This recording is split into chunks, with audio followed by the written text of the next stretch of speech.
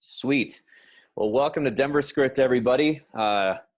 January, we took, as Mike was saying, we always take December off. But here we are back in January, and unfortunately, back remote again. So, we as soon as we were able to go back in person, what was that, in like June, I think, when we did?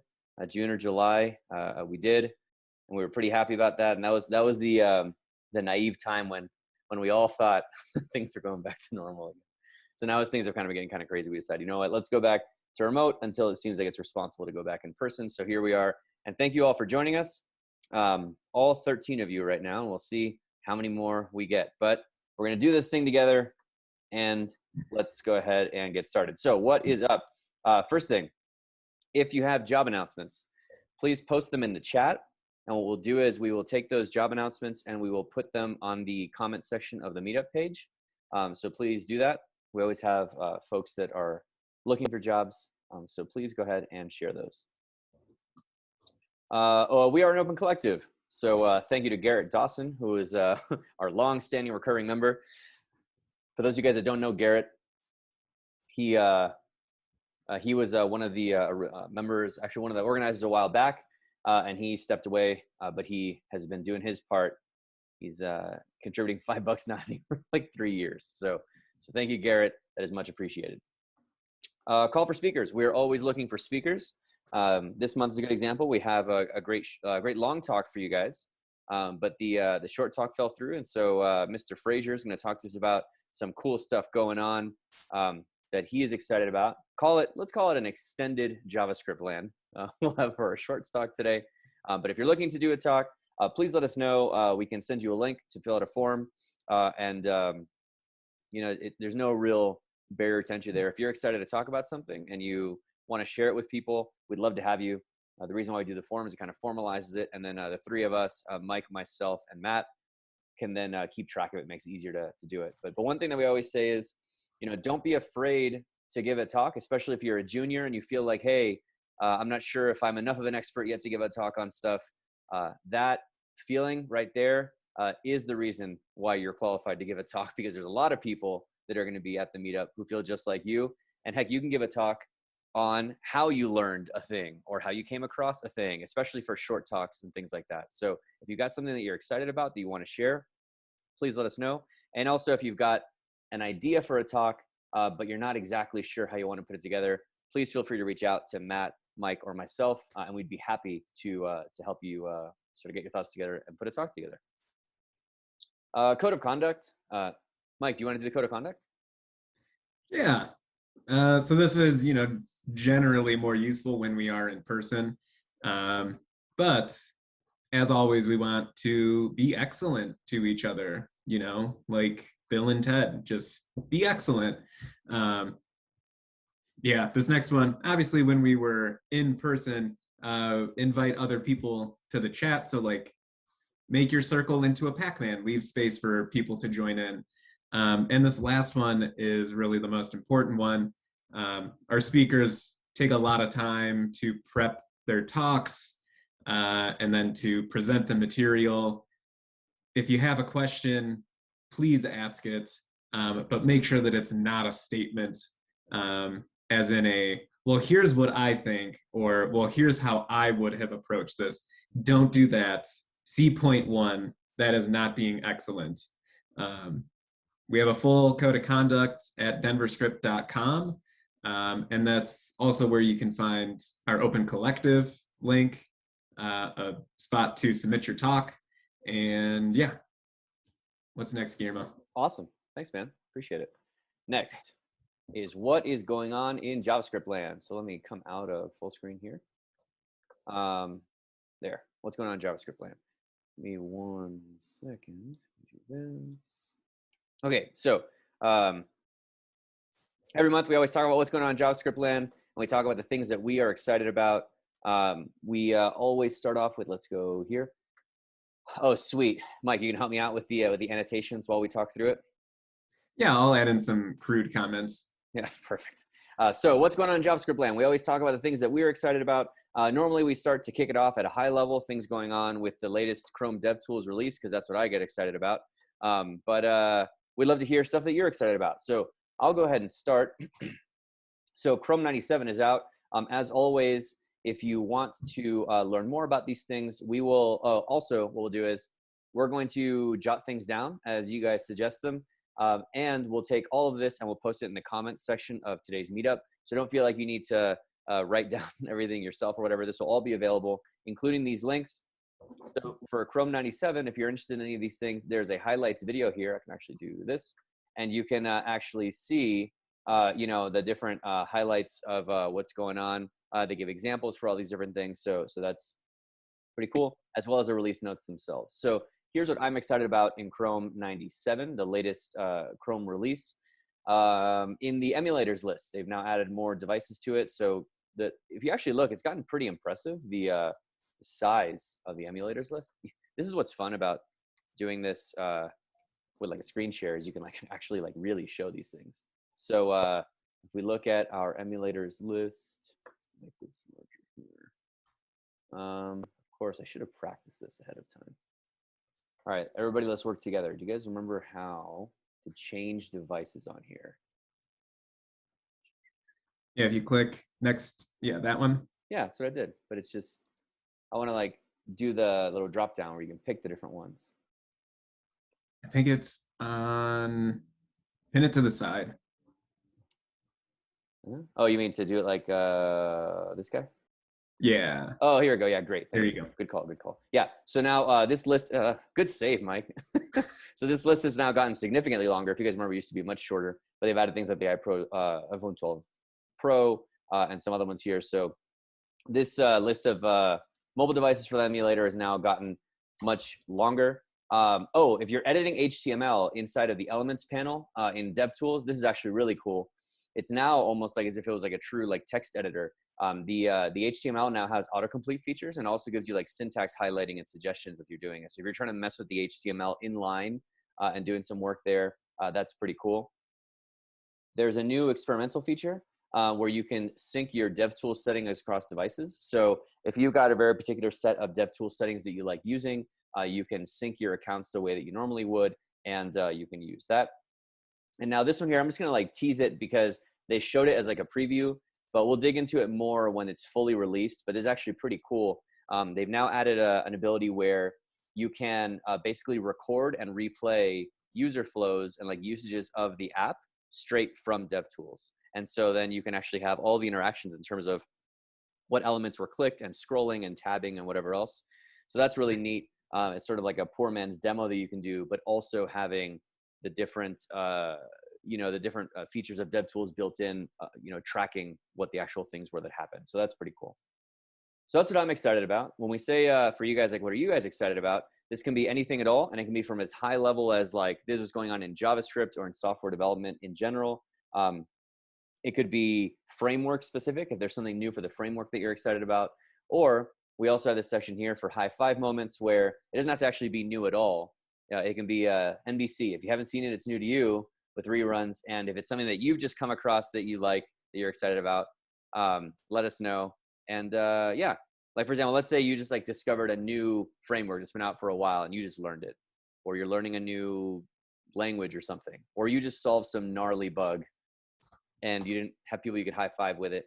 This is your safe high five space. So what are you guys excited about? Let us know a couple things. Feel free to unmute and just let us know.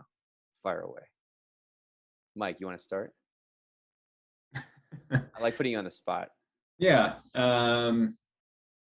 The thing that I've been working on lately, the code base that I'm in, we didn't have any standardized code formatting or anything like that. So I spent about a week setting up Prettier for our multiple packages, and we're in a mono repo, so we have multiple packages, and just trying to get Prettier set up. And now the next step is investigating some Git hooks for people who aren't using VS Code.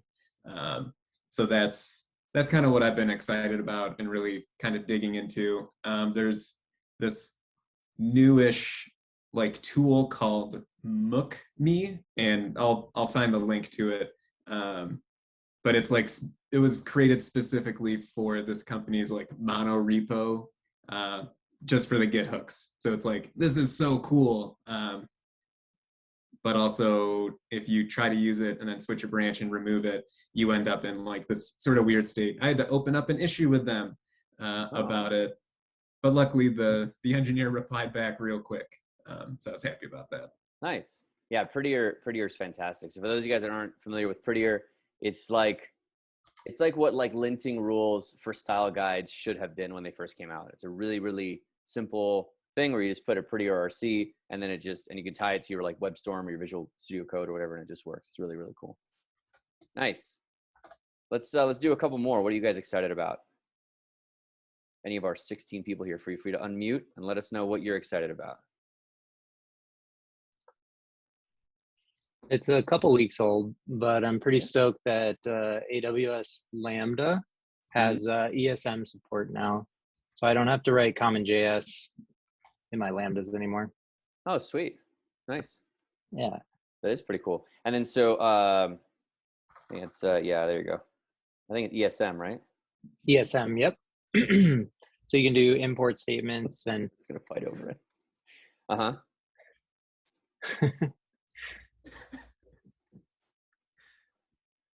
Sorry, I'll let you type, Mike. So you can do import statements like in your standard, like what you're used to with JavaScript modules and stuff? Yeah, exactly. Awesome. And it opens up a lot of other node modules that are now usable in Lambda land. Sweet. Oh, right, sure. Like that you can just like import them as dependencies, and like previously you wouldn't have access to those, right? Right, because they were ESM only. So like the latest version of Chalk, I think, was the big one that went to ESM only. Awesome. Sweet. Oh, there you go. Perfect. You beat me to it, Mike. So there's that blog on it. Awesome. Very cool. What else are you guys excited about?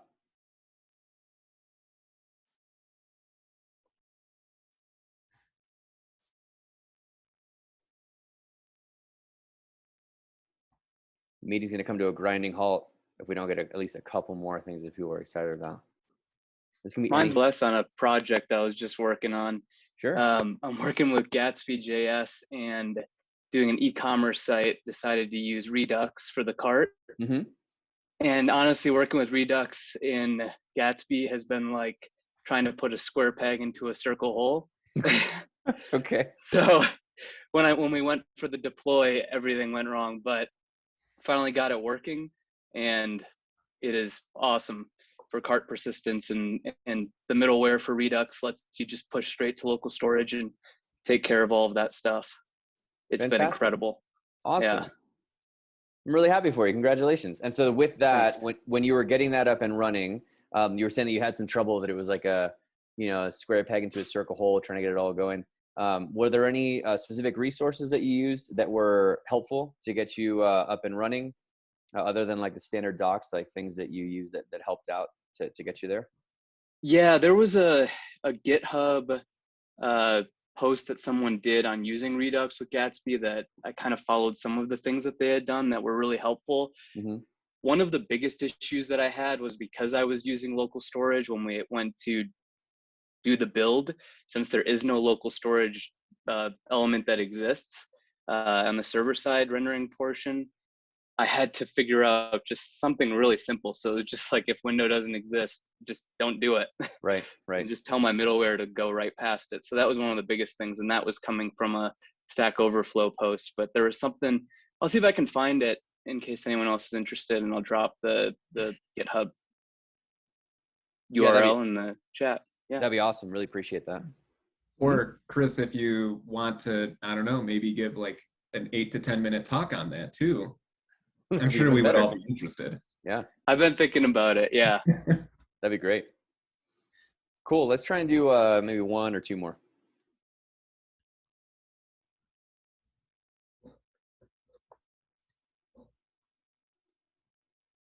Steve posted in the chat about Remix. Okay. Let's see, where did my chat go? Chat. Here we go. Remix run. Steve, you wanna elaborate a little bit on remix.run? I just heard that was like a new thing.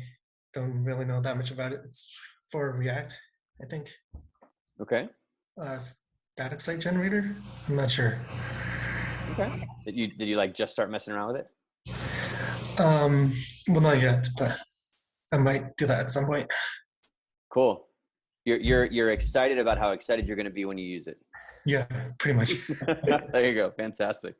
Cool. Really, really cool. Okay, cool. Let's do one more and then we'll call it. And then I'll stop pulling teeth for suggestions. This is easier when we're in person. People aren't just like hiding behind the white text of their name. Come on, guys. One more thing that you're excited about, and then we'll. Hey, Vlad here. Hey. I've been building a website recently and wanted to include some animations. So I'm excited to use some React Spring animations. Cool. What was it called? React what? React Spring. Spring. Or Spring UI. I forgot. Okay. Forget what. Yeah. Cool. No worries. And we can look it up to get the actual documentation. So you're about to get started on it? You haven't used it yet? No. I wanted to include animations for a while. Something like floating bubbles for a web app I'm designing. So trying to include some random movements of bubbles on a web page. So React Spring looked promising. Nice. Yeah. And to Mike's point, once you start using it, if you end up liking it, or even if you don't, if you're like, oh, this should have been a lot easier, that, both of those are very legitimate talks. Like if it's like this what I like about it is I got up and running, or man, it's not quite there yet, but here's sort of what I hope that they might add or whatever. Let us know. That'd be really interesting. Yeah, for sure. I was actually I was scheduled to do a talk today, but I backed out because I was going a different direction. But my talk was supposed to be about APIs, so maybe I'll get into a February talk. Okay, sounds good. Cool. Yeah. All right, sweet. So unless anybody was trying to unmute and missed it. Oh, Kendra, matter.js. Do you want to elaborate a little on that before we move on?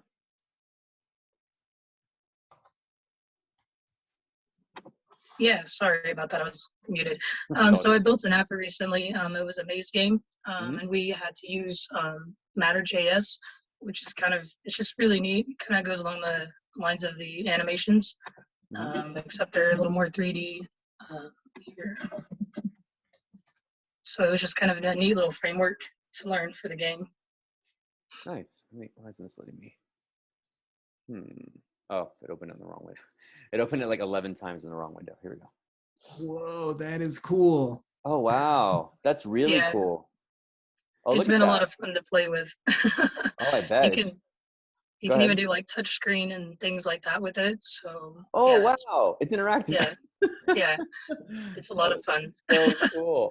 I'm already having fun with it. I haven't even done anything with it yet. Oh, how neat.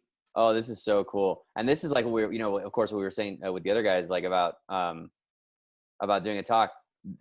This would be so much fun just to like watch you play with it. You should totally give a talk on this once you get comfortable with it. Sounds good. This is awesome. Okay, cool. Wow. May I ask a question? Yeah, you can. It's been quite a while since I visited this group, and I don't remember how you guys do everything. Are these, I see you're typing this stuff into a document. Is this going to be on the web somewhere that I can grab it later if I want to take a look at it? Yeah, totally. Yep. And that's what I was getting at before, that Mike is jotting all this stuff down. And what we're going to do is we're going to take this list once it's done. And then additionally, we'll go back in and some of these things here that we didn't get links for right away. Like, for example, React Spring. We'll go and find the actual source for this. And once it's a little bit more complete, we'll post all of it in the comments section of today's meetup.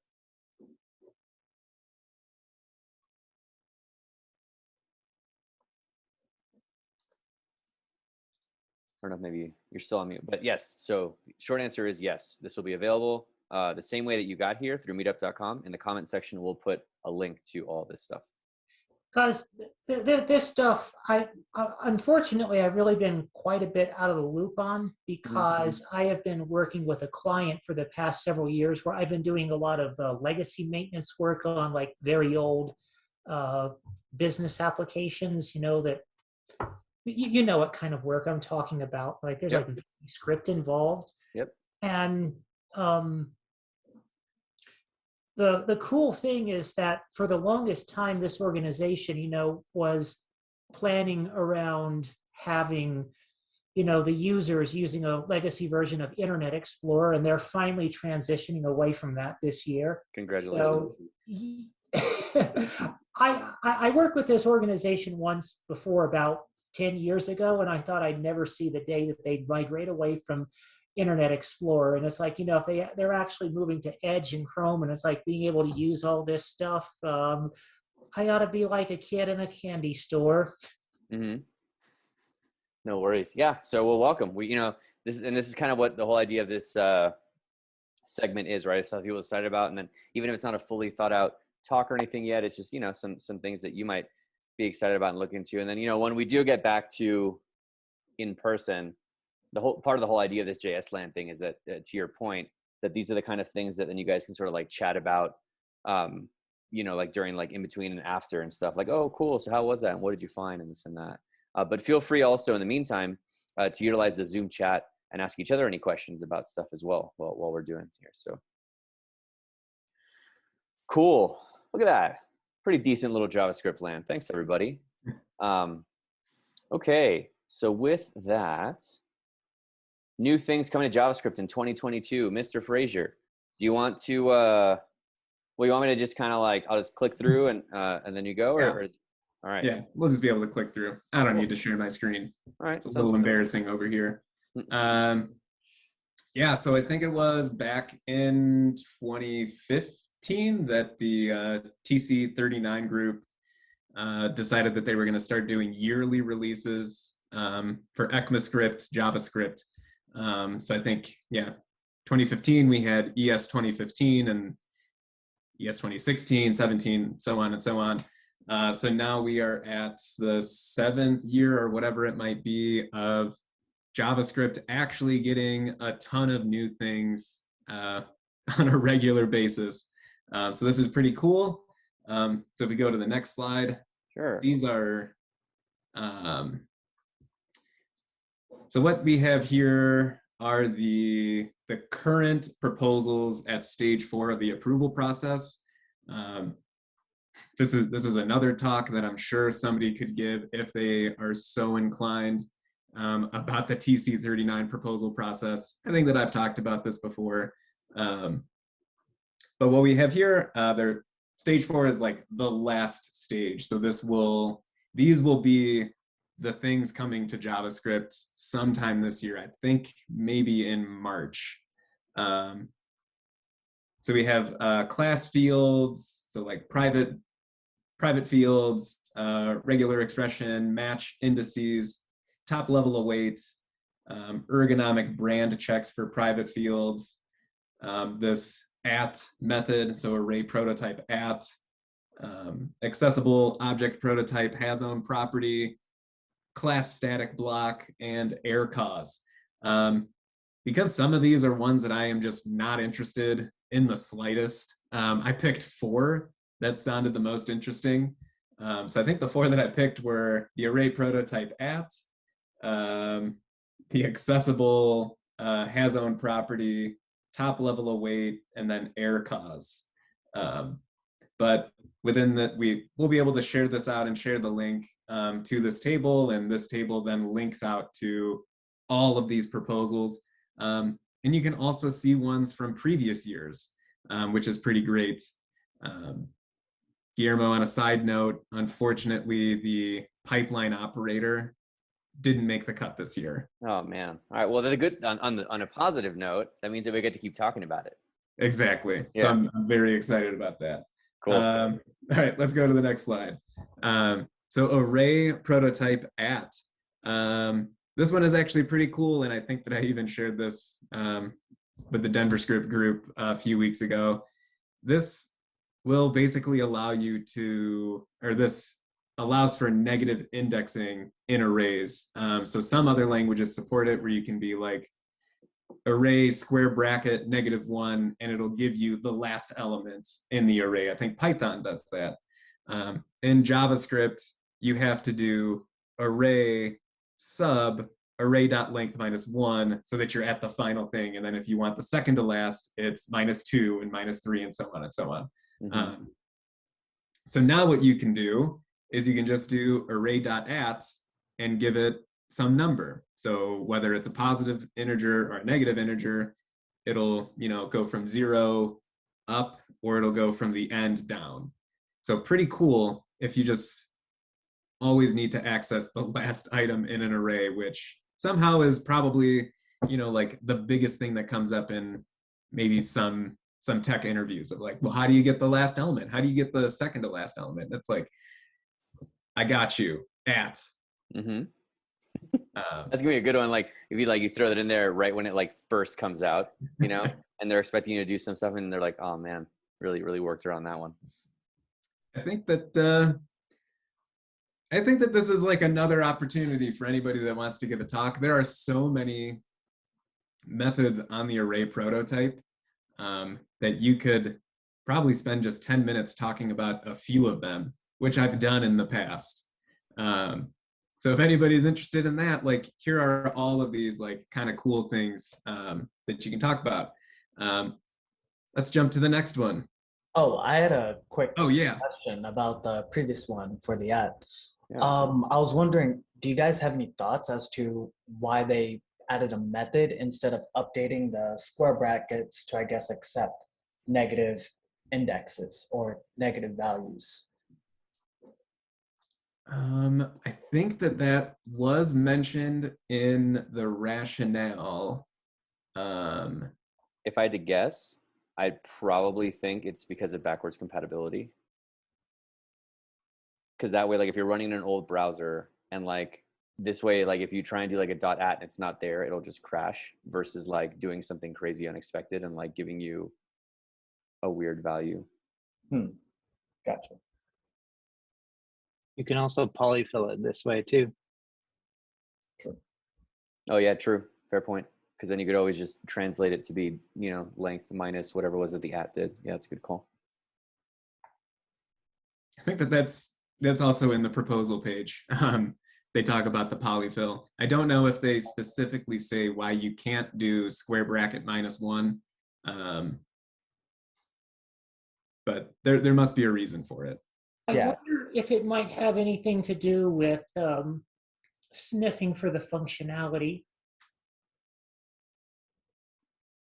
Because if you wanted, if they use a function like array.at, you can sniff for that by examining array.at and say, like, is it undefined or is it a function?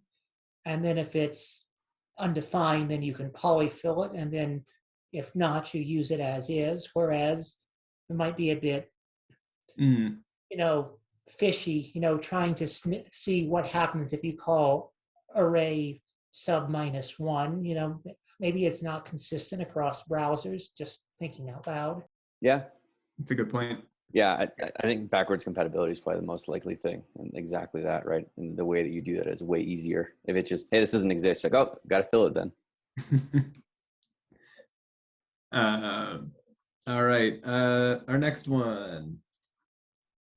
This one I had a lot of trouble kind of writing. I think, Guillermo, I think I also shared this one like last week. I don't remember.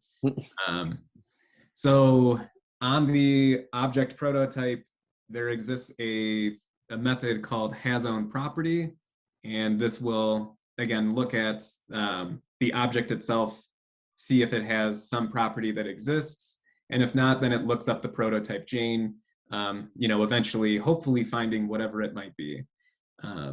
In reading why this sort of new function was introduced on the second line, object.hasOwn, that takes in an object and the property, the key that you're looking for.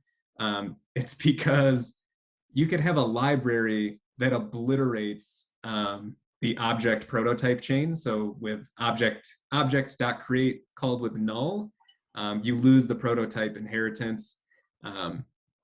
You could also have somebody do something kind of nefarious and overwrite hasOwnProperty for your object. So you could imagine somebody making that and just always throwing an error, which isn't really helpful. That's not really what you want. But what we now have is this object.hasOwn, taking in the object of interest and the property of interest and giving us back a Boolean if it if it exists. So this avoids kind of those unfortunate things that could happen. And we've been seeing some things like that happen recently with like npm packages just like being deleted. So you could imagine something like this could sneak in and bring down the internet. I don't know. I mean, just weird stuff. Yeah, and even MDN says don't rely on object prototype has own property, which was news to me because I love that method, and now I need to rethink my life on that part. All right, yeah, the next one is top level await. I don't do a lot of module importing stuff. I don't really do a lot of backend things, but I assume that this is where it's really important. So top level await allows modules to act as big async functions. So now you will await the resources to be called within your module before like another module can kind of import it. I think the current functionality is that if you have something that needs to do some computational heavy things, you kind of need to wait for all of that to be done, or if you try to import it before that's done, then you end up with things breaking. Some of the use cases that they described here were dynamic dependency paths. So if you're trying to import a specific internationalization for some language, so let's say you're trying to pull that out of the navigator object, window object, we can get that now, so we can await that. On the back end, you want to await the connection to your database or whatever it might be. The dependency fallbacks was a pretty cool one. So let's say you have some resources stored at a CDN. You can try to fetch at one CDN, and if that one fails, you fall back and go to your backup one. And the last one, WebAssembly modules.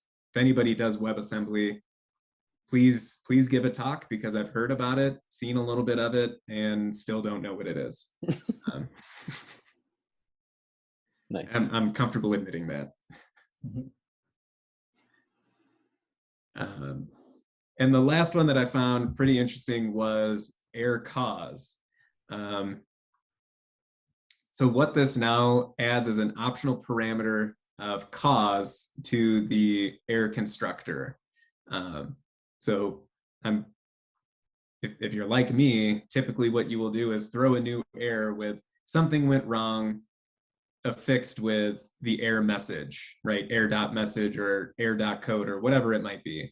But now what you can do is call, or you can do throw new error with your message, and then it's an optional second argument that's a cause object that actually passes through the whole error. So you might get, here in our dumb little sort of example, so we're calling, console log error, this gives us something went wrong, and the error.cause is a type error, you a dummy, Mike. Because, I might as well just be mean to myself if I'm messing up my work here. Yeah, Vivian. So is that like the inner exception property in C#,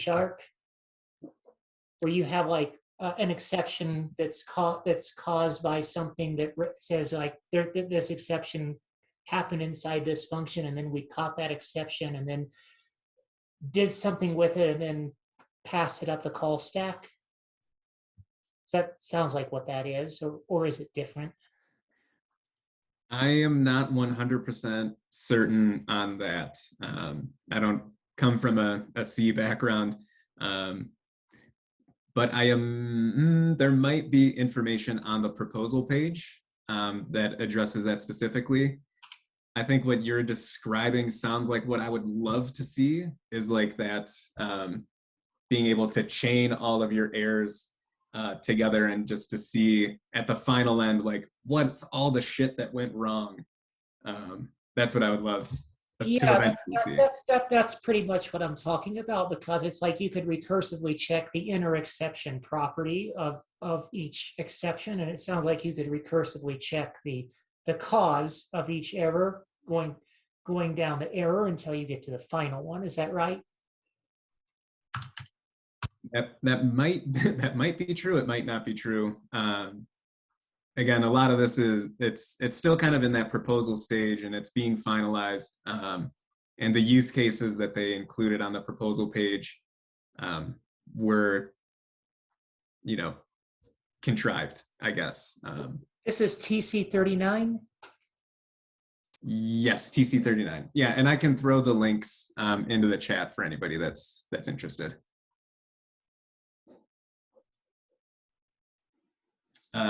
But with that, those are the like 7 or 8 new things that are coming to JavaScript. Those are the 4 that sounded the most interesting to me, and probably honestly the ones that I could explain the best. And even that was shaky. No, awesome. Thanks, Mike. Really appreciate it. Cool. Any other questions for Mike about these stage 4 proposals? We had some good ones in real time, but any other questions?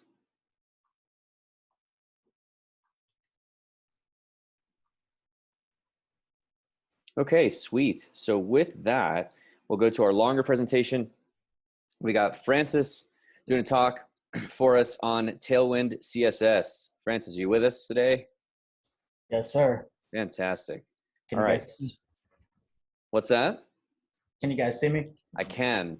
So now let me see how this works. I've never been host before. So you might have to like request screen sharing. Let's see. Share screen. Okay.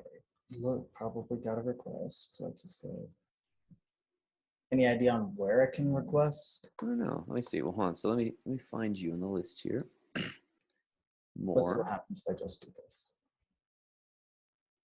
Yeah. Oh, it seems like I need to actually Oh yeah, the old permissions, huh? permissions, yeah. Yeah. Go ahead and do that. You're gonna probably have to like enable it, then quit out of Zoom and relaunch it. All right, sorry about that. I'll be No, right back. well been there. Isn't that the best thing when you get a new computer, is forgetting all of the permissions that you need to set for every single program? Well, no, what's even better is once you think you've done them all, and then you're in Francis' situation, and you happen to like join a meeting that's using a slightly different one than the ones that you're used to.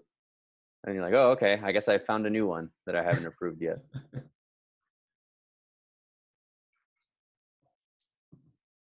In the meantime, how do I share screen? Desktop 3. We can all play with this in the meantime. How cool is this thing? This is so much. This is like D3 and like E5. Saved it. Saved it. Oh, I don't know what the hell I just did there. Oh, is this oh, hell yeah, look at that. It's like what? I'm back.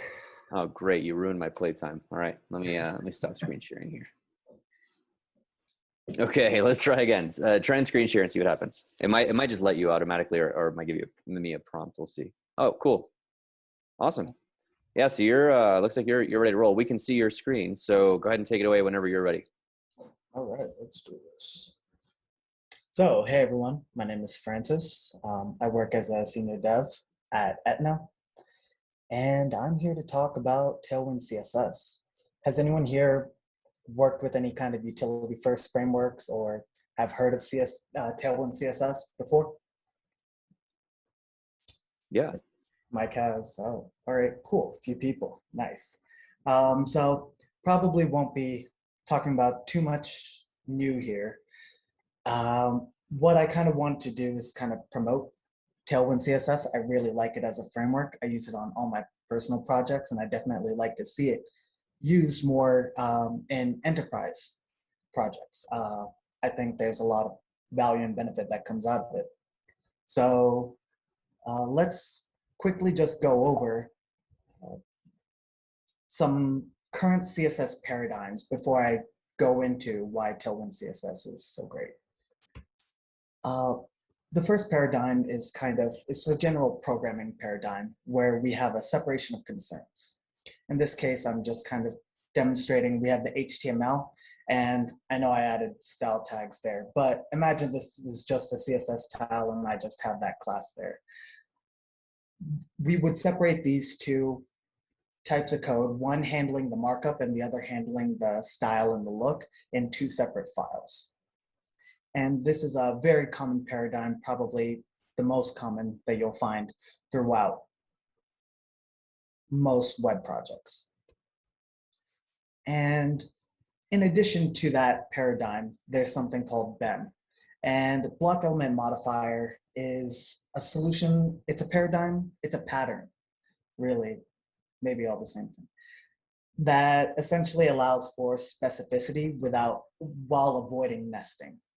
And so as you can see on the left-hand side in the HTML, what we're doing is in our markup, we're kind of tagging every element that we have on the page accordingly to what it corresponds to. And then we make it very specific so that instead of doing something like blog header as the parent div, and then we have blog, instead of blog header subtitle, you might see like just subtitle. But then in our CSS, we would have to then nest, and then that can get pretty messy as you go deeper and deeper. And so this pattern was made to solve that issue and avoid any kind of encounters, or also to solve the problem of kind of name conflicts.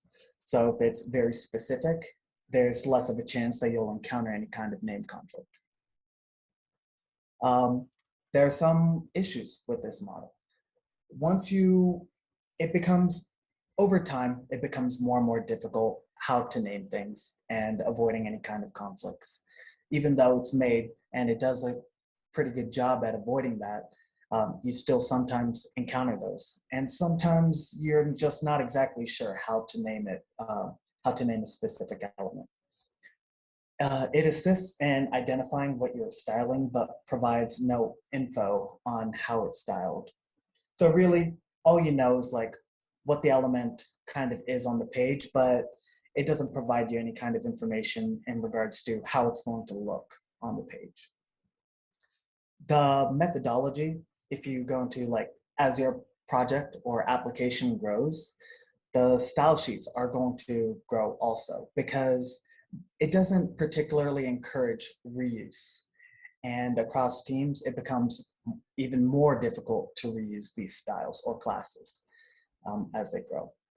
If you're working with React or any of these frameworks that encourages reuse through components, that becomes less of an issue. But I still think reuse can be improved upon with other paradigms that I'll demonstrate. And essentially, BEM and the separation of concerns is that one issue is that there's a dependency created on the HTML when writing in this pattern. And what I mean by that is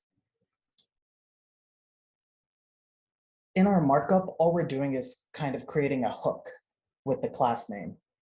And then in our CSS file, we're basically using that hook and then writing all of our rules inside of that, attaching it to the hook. And so our CSS is very much dependent on our HTML. And that's could be, in my opinion, it'd be better if both were agnostic of each other. That makes sense. The CSS did not rely upon the HTML. And with that, reusability becomes easier. All right, so another pattern. Hopefully you won't see this very often, but sometimes it does happen. Sometimes if you go to a web project, they might have maybe this might happen, maybe a pre-process or post CSS or processor will export the final HTML and attribute inline styles. There might be some value to doing that. I'm not entirely sure. But some of the problems with this is that it's difficult to reuse. It's particularly verbose, as you can see. You can't write any kind of fancier selectors and stuff like that within the style attribute. It's not particularly tool friendly for optimization.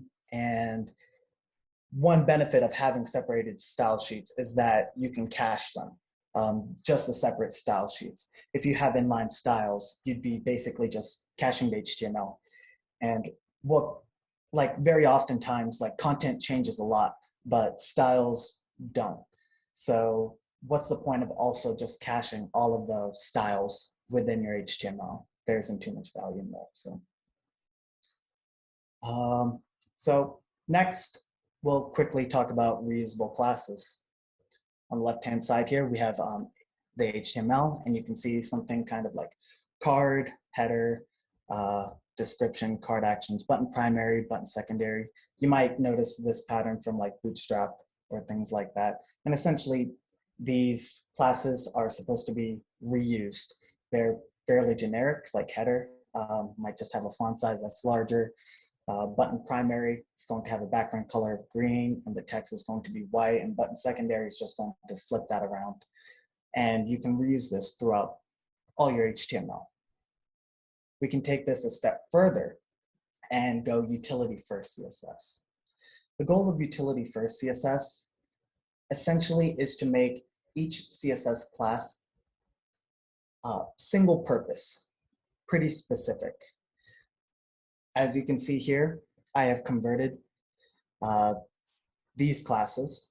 So for the card, we use margin, box shed on border to use more of a utility first approach. Maybe a margin 5, shadow 4, and a border. If we want this header here to be larger, we use a font -large, and then we can see in our CSS the short, simple classes that we write that we can reuse and mix and match accordingly throughout our project. So some of the issues I found with this is that you have to learn, there's some time to learn the shorthand. Particularly, I don't think it's that big of a deal. I think it's fairly semantic, and by semantic I mean that it's easy to understand, you know, margin, shadows, borders, fonts. There's some few shorthands that most developers recognize, like LG for large, MD for small or medium, so on and so forth. And it is a bit verbose, similar to inline styles, but I believe the advantages that you gain from moving forward with this approach outweighs the verboseness that you find. So let's talk Tailwind CSS. Tailwind CSS is a utility first CSS framework. And why do I like it? This framework in particular has a great design system API. It's very easy to scale, so it's great for large projects. If you have a huge project and like the Webpack is taking like, I don't know, 5 minutes or something to build when you start it, you know the CSS is probably going to be the smallest part of that when you're working with Tailwind CSS. It's extensible, so that means you can take other people's presets, themes, plugins, and things like that and work with it. It's reliable. Tons of people are working on this. Tons of people use this. It's very well documented, and it has a great ecosystem. So let's quickly talk about this design system API. There's specific rules built into the Tailwind code base that everyone has to follow, and it's very easy to relay to designers. And what that gives us is basically better consistency, workflows, and communications between any front-end engineers and designers. It's semantic, so it's very easy to understand and kind of pick up the patterns of the classes. It's easy to handle any kind of responsive design, and also handles variants, such as like different states of elements, hover, focus. think of too many else. Those are the main two that come to mind, but there's plenty of others that you can probably think of that Tailwind definitely handles. It's scalable and extensible. So all of these classes, it encourages reuse. It provides presets and theming. It's built on top of post CSS. So any unused classes any unused classes get removed when you go into production.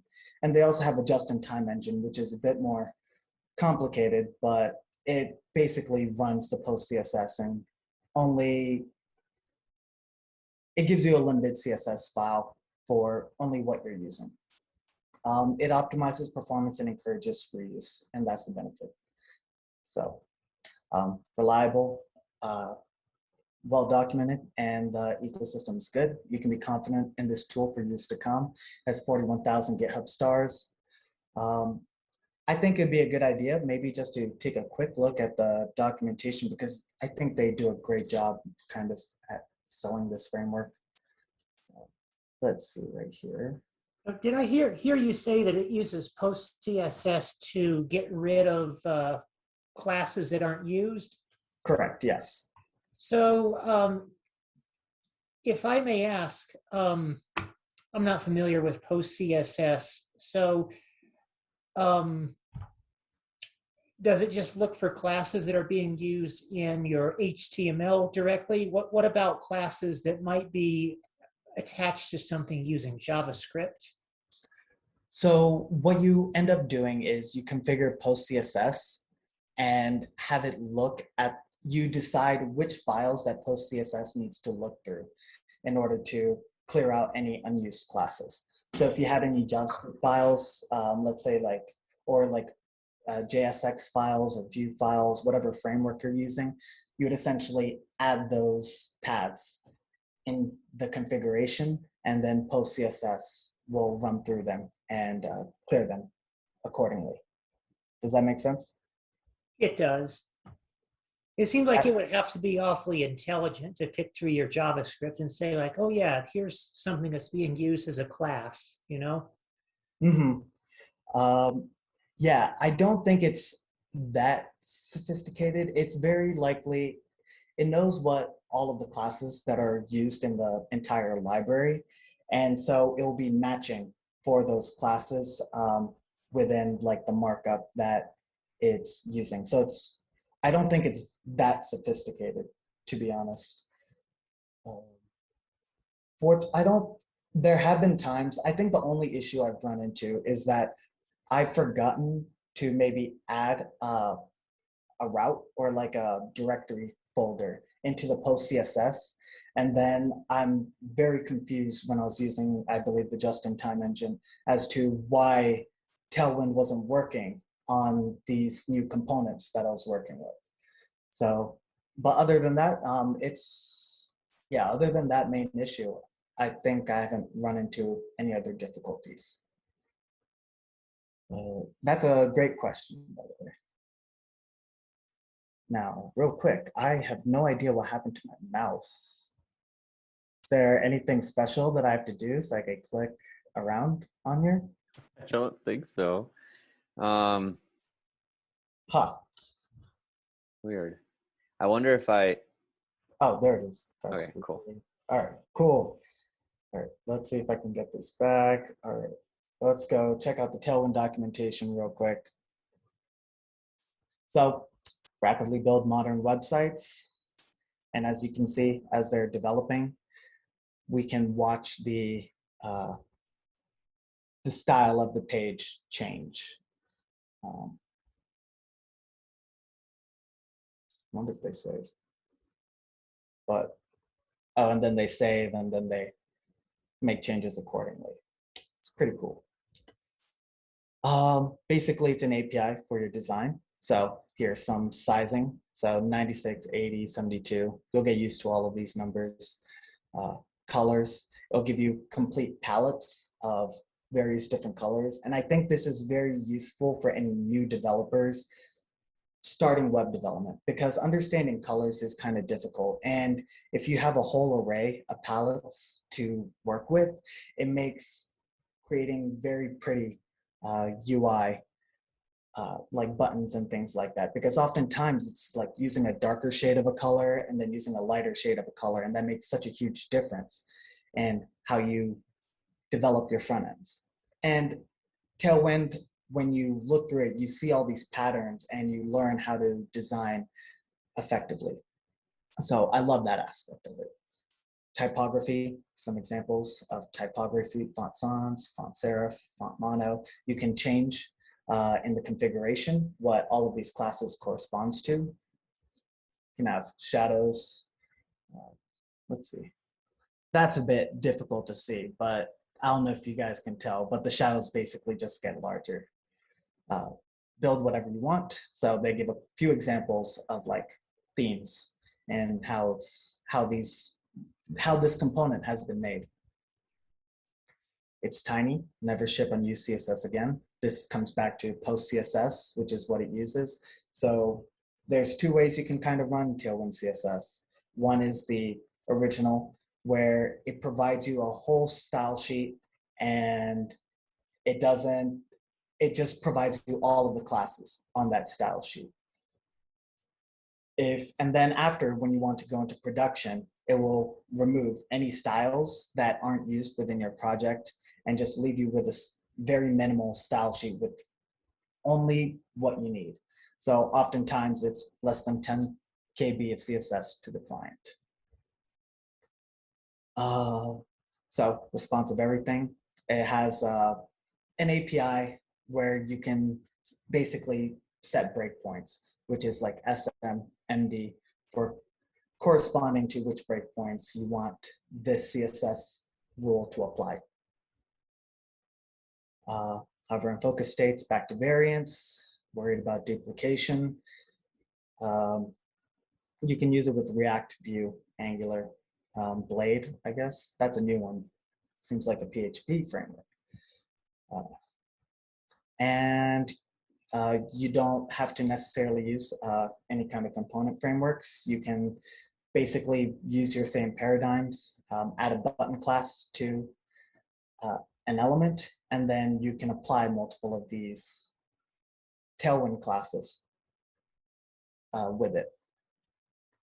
And so, yeah, and then more dark mode, extensibility. There's a lot to this framework, and it has IDE integration. This hasn't particularly, it has worked in the past. I'm not sure exactly what's been going on, but it hasn't been working for me lately. So see about that. See if I can get that fixed at some point. But yeah, so that's just a quick overview of all the things that Tailwind can do. So let's get back to the PowerPoint. So another thing that's pretty cool is that there's a plugin that allows you to basically generate project documentation. So let's say you're a company and you have multiple projects that each have their own kind of colors, designs, or colors, classes, and things like that. Tailwind CSS will generate all of the documentation for all of the classes that you can use. So I'll go right here and I'll give you an example. So here's background transparent, background current, background black, so on and so forth.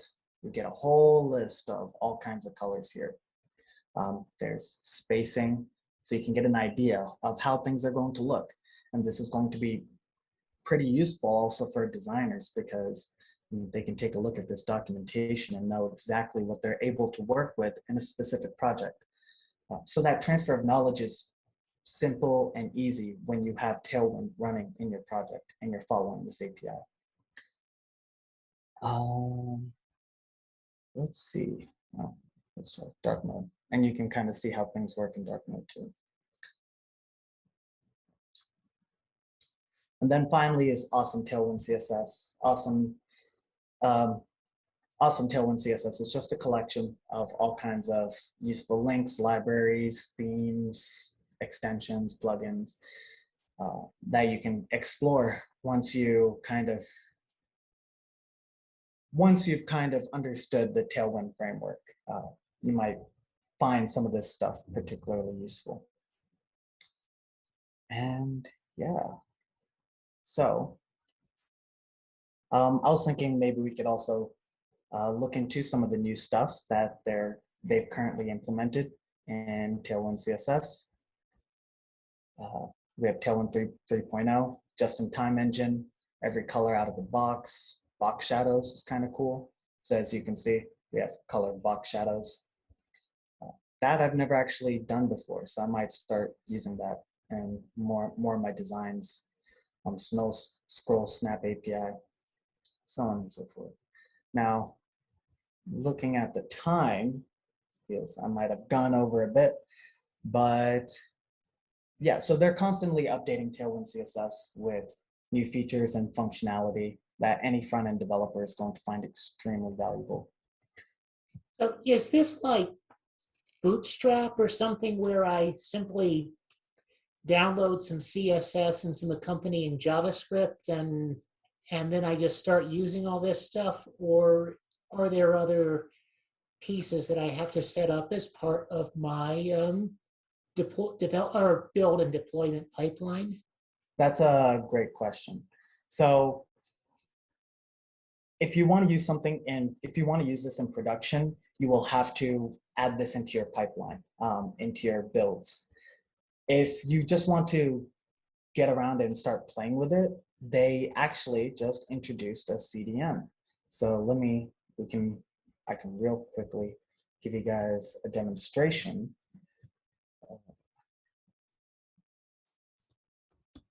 So what I'm trying to ask is this like Bootstrap?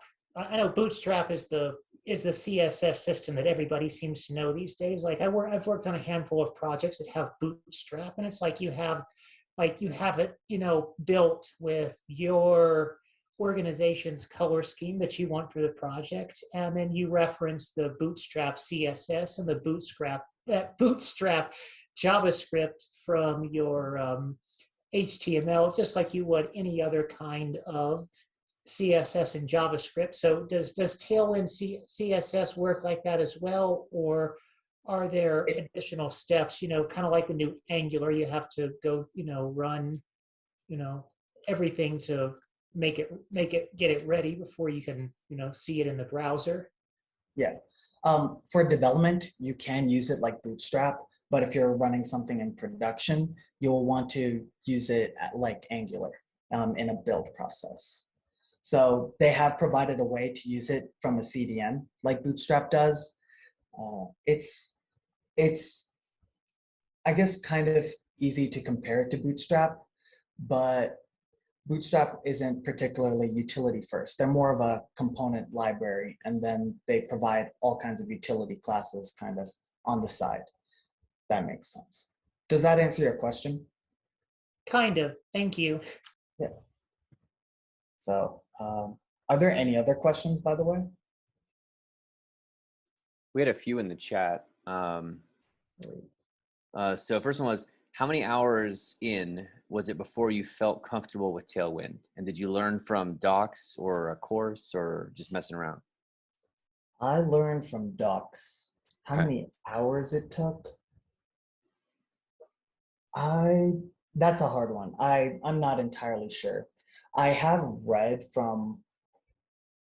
in blogs from different companies that have implemented Tailwind CSS is that initially it did slow down their development speed for like a month.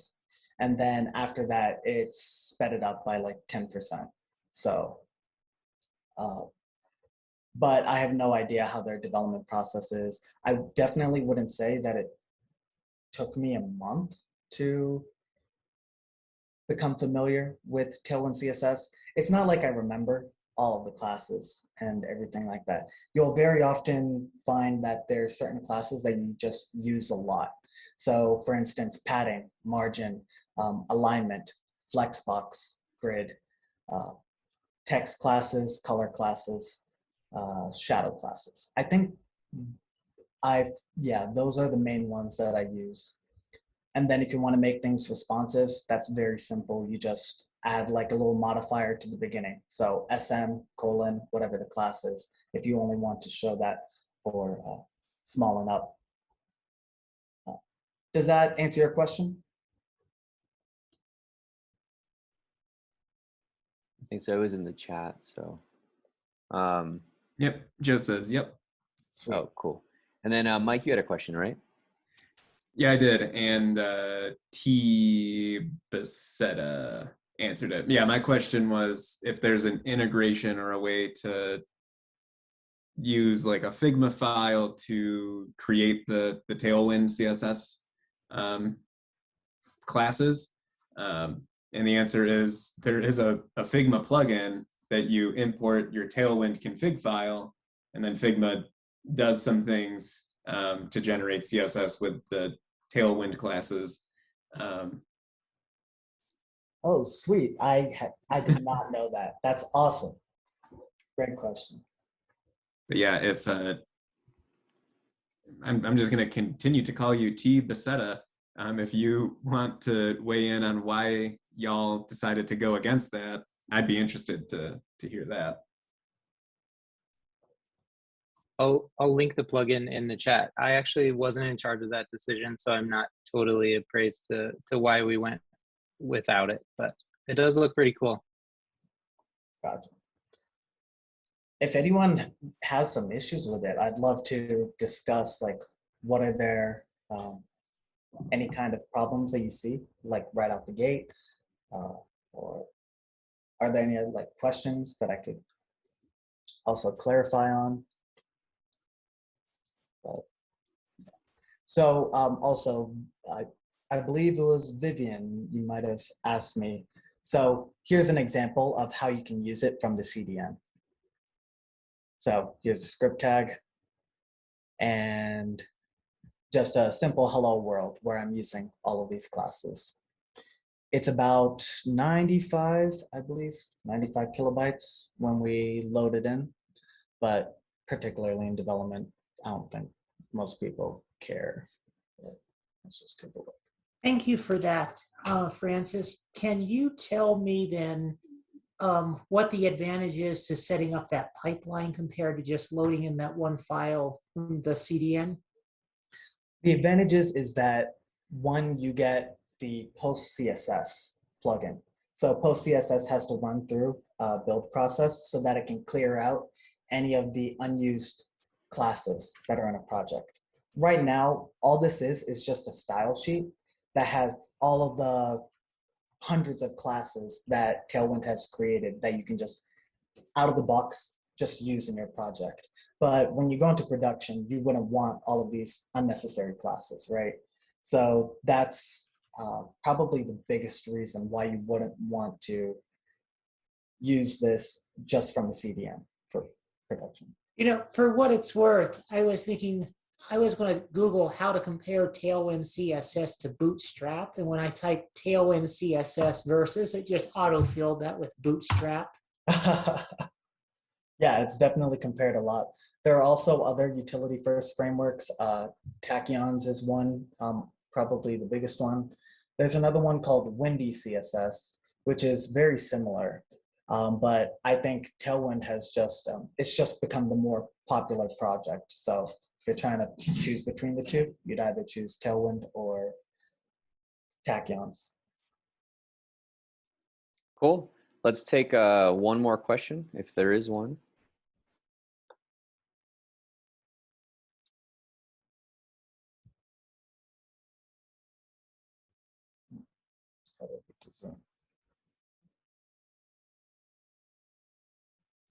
Oh, here we go. So last question comes from Ethan.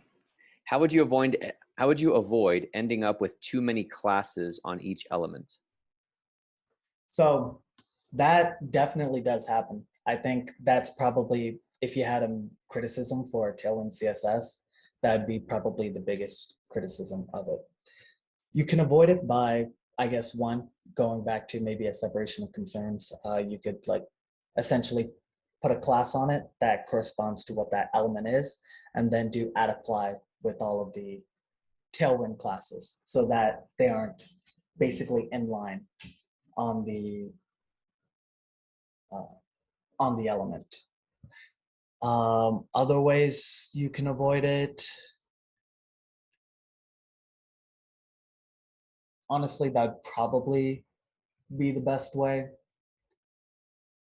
Hopefully, like if you're working in React and stuff, your components will be small so that having that kind of uh, addition to the markup won't be too much of an issue. And also just, I guess, making sure you prettify there's like tools that will allow you to basically, I guess, organize all of this Tailwind classes. So rearrange them accordingly. I don't know if it's alphabetical or not, but it should also format all the classes. So hopefully it won't look too messy. Sweet. Well, hey, Francis, thank you so much. This is great. I know a lot of people have been curious about Tailwind, and it's sort of the big thing that everybody's pumped about these days. So I really appreciate you digging into it.